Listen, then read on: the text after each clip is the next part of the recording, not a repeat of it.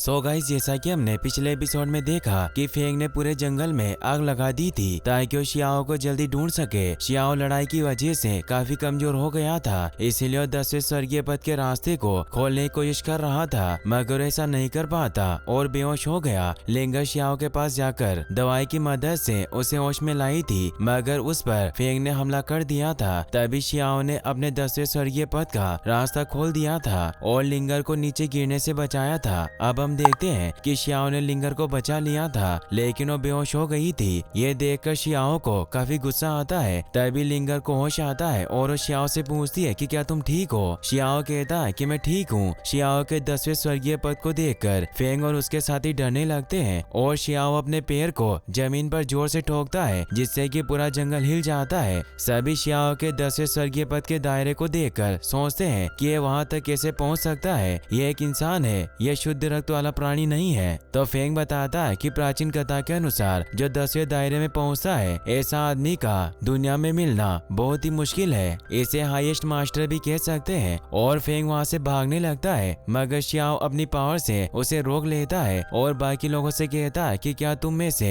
किसी को आदिम खजाने का टुकड़ा चाहिए, मेरे पास आओ और इसे ले जाओ। शेन अपनी पावर से शियाओ पर हमला करता है, मगर शियाओ को उससे कोई फर्क नहीं पड़ता। तो शेन तभी जेल ट्रिक का इस्तेमाल करता है। तभी ड्रैगन बॉय ड्रैगन बनकर शियाओ पर हमला करता है। यह देखकर शियाओ अपनी पावर का इस्तेमाल करता है, जिस वजह से सभी काफी दूर जाकर गिरते हैं। शियाओ ड्रैगन बॉय के पास जाकर कहता है कि मैं तुमसे और लड़ना चाहता हूँ। ड्रैगन बॉय कहता है कि तुम मुझे मार डालो, लेकिन मैं तुम जैसे गद्दार के सामने हार नहीं मानूंगा। तभी लिंगर बताती है कि गद्दार यू वंश है और अपनी पावर से उसे यू फेंग की सारी हरकतें बताती है जो उसने ब्यूटियन पवेलियन में की थी। यह देखकर ड्रैगन बॉय शियाओ से नहीं लड़ता। शियाओ नीडल पावर से सभी को खत्म करता है और फेंग की तरफ बढ़ता हुआ कहता है कि मैं तुम्हें मारकर जियोंगफी की मौत का बदला लूंगा। तभी फेंग कहता है कि तुम मुझे नहीं मार सकते और वहाँ से भागने की कोशिश करता है। तभी शियाओ उस पर वार करता है, मगर वहाँ से भाग जाता है। शियाओ कहता है कि मैंने उस पर हमला किया था, इस वजह से वो घायल हो गया।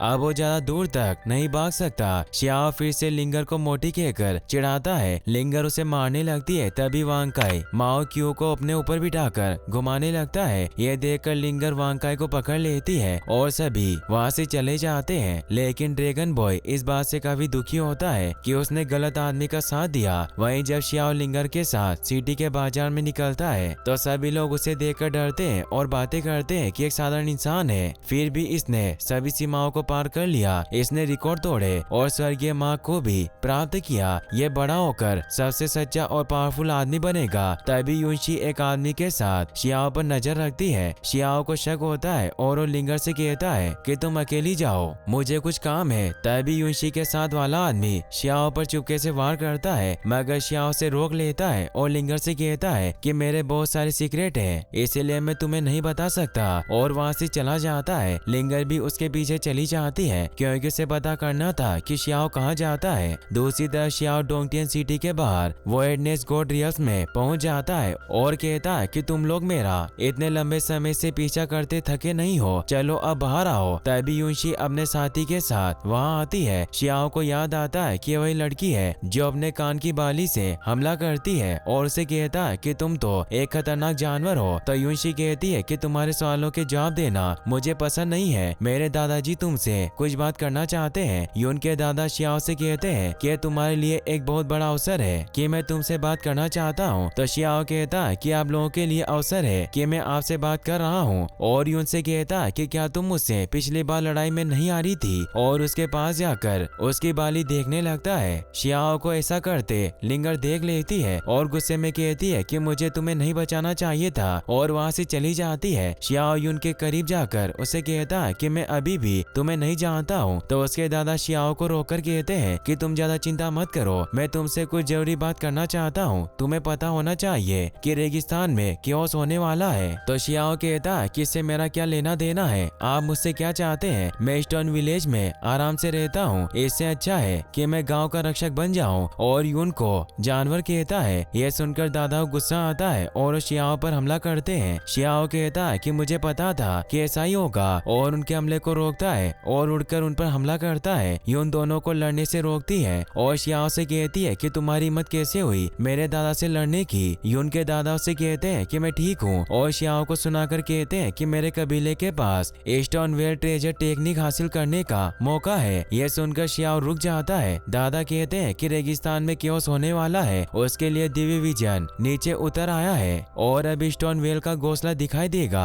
जो कि वर्ल्ड फेमस है। उसमें कई सारी खजाने की तकनीक छिपी हुई है। इसके अलावा स्टोनवेल के घोंसले में जाने के लिए एक ही रास्ता है। जिसने भी 10वें स्वर्गीय माँ को खोला है वो उस घोंसले के अंदर जा सकता है। शियाओ कहता है कि मुझे पता है तुम लोग सिर्फ मेरा फायदा उठाना चाहते हो। तुम लोगों ने ऐसा कैसे सोच लिया कि मैं तुम्हारे साथ वहाँ जाऊंगा? क्या अकेले जाना मेरे लिए बेहतर नहीं होगा? और वहाँ से जाने लगता है। दादा कहते हैं कि कई सालों बाद स्टोनवेल का घोंसला दिखाई देगा। अगर तुम हमारा साथ देने के लिए तैयार हो तो तुम मुझे ताइगू पर्वत पर मिल सकते हो। शियाओ को याद आता है कि किंग फेंग के दादा ने बताया था कि मेरे मॉम डैड मेरे लिए दवाई लाने ताइगू पर्वत पर गए हैं, लेकिन उन्हें वहाँ से आते समय किसी ने नहीं देखा। तो शियाओ यून के दादा से कहता है कि मैं तुम्हारा साथ देने के लिए तैयार हूँ, लेकिन ये इस बात पर डिपेंड करता है कि तुम मुझसे किस तरह से बात करते हो। मैं तुम्हारा साथ दे सकता हूँ मगर तुम्हें मेरी 2 शर्तें पूरी करनी होगी। दादा कहते हैं कि बताओ तुम्हारी क्या शर्त है। शियाओ बताता है कि पहला तो तुम्हें ताइगू पर्वत पर 2 लोगों को ढूंढने में मेरी मदद करनी होगी जो कि ईस्टर्न किंगडम के पति और शी जीलिंग की पत्नी है। तो दादा कहते हैं कि जब तक वो उस पर्वत पर रहेंगे हम उन्हें जरूर ढूंढ लेंगे। शियाओ अपनी दूसरी शर्त बताता है कि आपको मुझे अपने हाथ की सेफ्टी शील्ड देनी होगी। यूनशी कहती है कि हैंड शील्ड हमारे कुल की धरोहर है, हम तुम्हें कैसे दे सकते हैं। मगर उनके दादा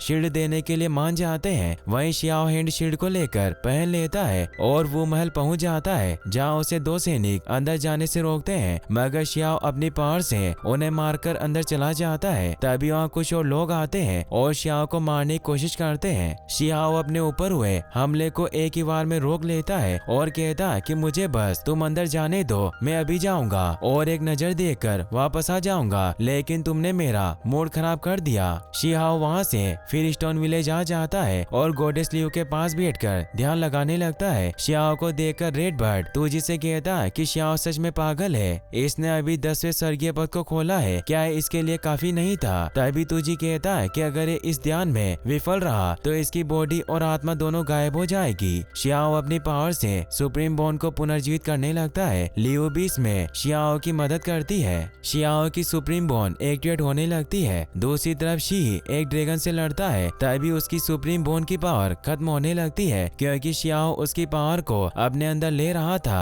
शी ड्रैगन से ठीक से नहीं लड़ पाता। तभी वहाँ एक एल्डर आते हैं जो ड्रैगन पर हमला कर उसे सारणी में कैद कर देते हैं और शी की सुप्रीम बॉन की पावर को जाने से रोकते हैं। इस वजह से शियाओ को काफी दर्द होता है और वो अपनी सुप्रीम बॉन को वापस नहीं पा सकता। गॉडेस लियो से बताती है कि तुम्हारा शुद्धिकरण पूरा हुआ और तुम स्वर्गीय पद के दायरे को पार कर गए, अब तुम्हें आत्मा परिवर्तन के दायरे को पार करना है। शियाओ लियो से मदद करने के लिए धन्यवाद कहता है और कहता है कि मुझे ताइगू पर्वत पर जाने की जरूरत है, लेकिन ध्यान लगाने की वजह से मुझे देर हो गई। लियो से अपने पेड़ की एक टहनी देकर कहती है कि अगर तुम्हें कभी मेरी जरूरत पड़े तो मैं वहाँ रहूंगी, अब तुम जाओ, मुझे आशा है तुम जल्दी वापस आओगे। और शियाओ के लिए वहाँ जाने का रास्ता खोल देती है। शियाओ के साथ माओ क्यू भी जाता है। दूसरी तरफ यूनशी और उसके कबीले के कुछ लोग शियाओ का इंतजार करते हैं। तभी शियाओ वहाँ आता है। शियाओ पूछता है कि क्या आप लोगों को उन लोगों के बारे में कुछ पता चला जिन्हें मैं खोज रहा हूँ? तो यून के दादा कहते हैं कि मुझे जानकारी है कि दोनों ताइगू पर्वत पर कहीं आए थे, मगर ये जानकारी पूरी तरह सही नहीं है। इसकी जांच करने के लिए मैंने किसी आदमी को भेजा है। तभी वहाँ एक आदमी आकर कहता है कि हमें अब चलना चाहिए, वरना हम इस बच्चे के इंतजार में एक अच्छा अवसर हाथ से गवा देंगे। यून के दादा कहते हैं कि हमें अब निकलने की तैयारी करनी होगी और सभी वहाँ से चले जाते हैं। शियाओ जब वहाँ से जाने लगता है तो यून उसे रोक लेती है और कहती है कि जैसे मुझे उन लोगों के बारे में कोई जानकारी मिलेगी मैं तुम्हें जरूर बताऊंगी। शियाओ यूनशी के साथ टेलीपोर्टेशन की मदद से स्टोनवेल के घोंसले पर जाता है। तभी यूनशी शियाओ के पास आती है। शियाओ पूछता है कि तुम्हारे दादा हमारे साथ क्यों नहीं आए? यूनशी बताती है कि एल्डर के हिसाब से जिसने भी सोल ट्रांसफॉर्मेशन रियल में साधना की है वो रॉकवेल के घोंसले में जा सकते हैं, इसलिए दादा और बाकी के लोग नहीं आ सके। तभी वहाँ एक लड़का आता है और शियाओ के बारे में यूनशी से कहता है कि क्या ये वही मूर्ख लड़का है जिसे तुम लेकर आई हो? और शियाओ से कहता है कि तुम इतने ईगो वाले हो कि तुमने मुझे नमस्कार भी नहीं किया, तुम मुझे दादा बुलाओ, मैं तुम्हारी रक्षा करूंगा। तभी उनको गुस्सा आता है, मगर श्याओ से रोक लेता है और उसे कहता है कि तुम अभी अपनी बकवास बंद कर लो। तो वो लड़का कहता है कि तुम अपने दादाजी को चुप करने की कोशिश कर रहे हो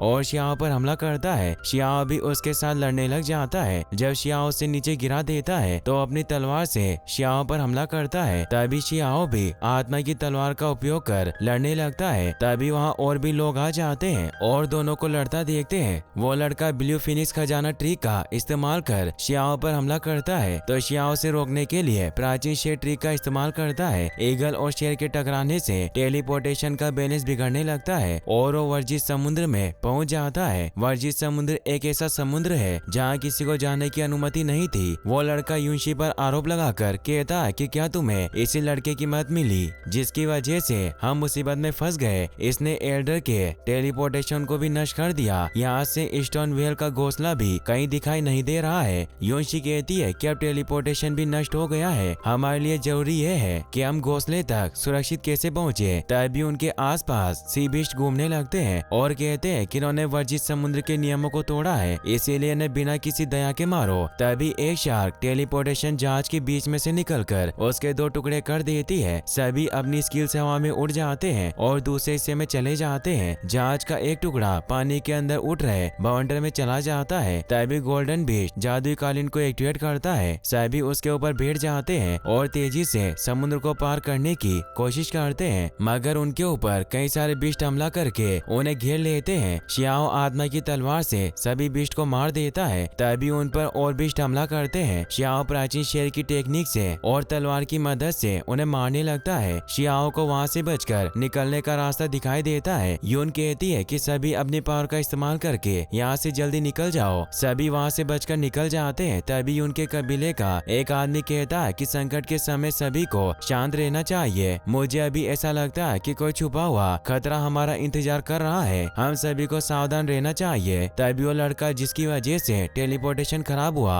वो श्याओ पर आरोप लगाता हुआ कहता है कि यह वर्जित समुद्र है, इस समुद्र के अंदर कोई मजबूत गुरु भी प्रवेश नहीं करते। जब से लड़का आया है हमारा काम बिगड़ रहा है, इसे अभी उठाकर समुद्र में फेंक देना चाहिए। तभी सभी को सामने से एक जहाज आता दिखाई देता है जो उनके पास आकर रुकता है। जहाज के आने से काफी अंधेरा हो जाता है, इस वजह से गोल्डन डीमन अपनी पावर से लाइट जला लेता है। तभी एक आदमी कहता है कि गोश्त स्पिरिट शिप है जो कि प्राचीन काल से यहाँ खो गया है। यून कहती है कि जादुई कालीन को उड़ाने में बहुत ज्यादा पावर का यूज होता है और हमें ये भी नहीं पता कि इस समुद्र को छोड़ने में कितना समय लगेगा, इसीलिए अपनी पावर को बढ़ाने के लिए हमें इस जहाज पर जाना चाहिए। एक लड़का कहता है कि हम ऐसा नहीं कर सकते, ये एक भूत प्रेत वाला जहाज है, अगर तुम इस तरह गई तो मारी जाओगी। श्याओ कहता है कि मुझे लगता है कि यून ठीक कह रही है, हमें जहाज पर चढ़ना होगा। यून जहाज पर चेक करने के लिए जाती है मगर श्याओ से रोक लेता है और कहता है कि इस पर पहले मैं जाकर चेक करूंगा। श्याओ जहाज के ऊपर चला जाता है। माओ क्यू भी उसके साथ जाता है। जहाज दिखने में भूतिया था, साथ ही यहाँ कई सारे लोगों की खोपड़ियां भी पड़ी थी। श्याओ सभी को देखता हुआ एक कमरे के दरवाजे को खोलता है। उसे खोलते ही श्याओ को एक औरत की आवाज आती है जो कहती है कि बस मैं ही रह गई हूँ। श्याओ जैसे ही कमरे के अंदर जाता है दरवाजा अपने आप बंद हो जाता है। श्याओ अंधेरे की वजह से लाइट को जला लेता है और जहाज के अंदर देखने लगता है। तभी एक जंजीर यानी चेन श्याओ का पीछा करती है मगर श्याओ को पता नहीं चलता।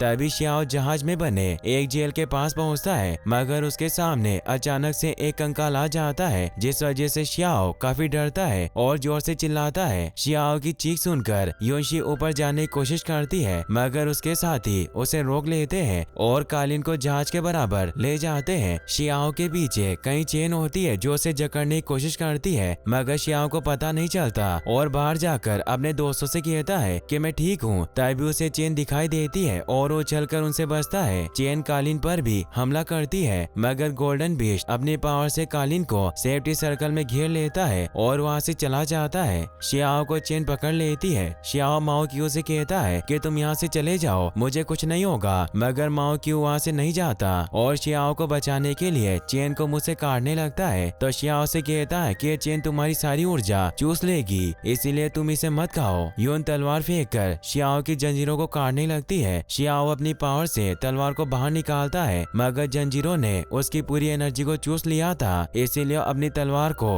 अपने पास नहीं बुला पा रहा था। तभी चेन माओ क्यू को भी पकड़ लेती है। शियाओ अपनी पावर को इकट्ठा करके तलवार को अपने पास बुलाता है और सभी चेन को काटता है। माओ क्यू को भी बचा लेता है मगर चेन फिर से हमला करके शियाओ की तलवार को उसके हाथ से गिरा देती है और उसे फिर से पकड़ने की कोशिश करती है। इस बार शियाओ पवेलियन से सीखी विंग स्किल की मदद से सभी जंजीरों को नष्ट कर देता है मगर उसकी पूरी पावर खत्म हो गई थी और वो भी माओ क्यू की तरह बेहोश हो जाता है। वहीं हम देखते हैं कि जहाज के चारों तरफ रंगीन तरंगे घूमकर गायब हो जाती है और जहाज दूसरे जहाज की तरह नॉर्मल हो जाता है। कुछ समय बाद शियाओ को होश आता है, फिर वो माओ क्यू को भी जगाता है। दोनों काफी खुश होते हैं क्योंकि वो बच गए थे। शियाओ माओ क्यू को कंधे पर बिठाकर कहता है कि मैं अभी थका हुआ और कमजोर हूँ, अगर गोश्त स्पीड शिप ने फिर से हमला किया तो हमारा क्या होगा, हमें पहले इस जहाज की जांच करनी होगी। तभी शियाओ को जमीन पर कुछ लिखा हुआ दिखाई देता है। जब शियाओ से छूता है उसे एक छोटी काली नाव दिखाई देती है जिसे कोई पानी में तैरने के लिए छोड़ रहा था